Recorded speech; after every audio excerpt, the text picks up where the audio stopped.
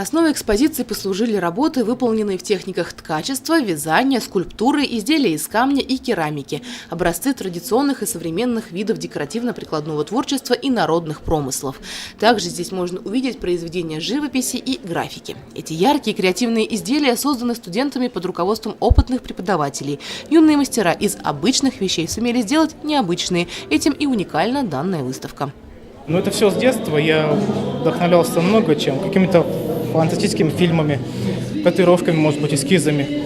И сам все это придумывал. И вот в конечном итоге я сам фантазирую все это. Выставка «Однажды» продолжает цикл мероприятий, посвященных 20-летию специальности декоративно-прикладного искусства и народных промыслов, и выбрала в себя все многообразие видов этой деятельности, являющихся одним из главных отделений колледжа. С момента его открытия обучение прошли тысячи студентов. Как говорят посетители выставки, здесь работают прекрасные педагоги, которые помогают начинающим художникам найти собственную нишу в искусстве, проявить свой уникальный талант. 20 лет тому назад первооткрывателями нашего отделения стали Павлов Олег Валентинович и Ишин Александр Михайлович при поддержке тогдашнего директора Гребенщикова. И здесь на выставке представлены много работ, много творческих работ студентов и преподавателей, и изделий из камня, соответственно.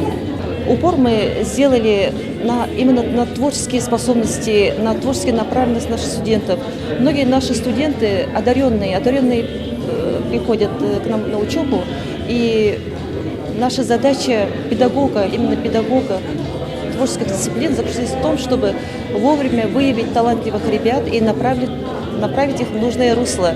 Посмотреть на мир глазами юных и креативных студентов может любой желающий. Выставка будет работать до 4 ноября в экспозиционном зале Центра народной культуры и досуга.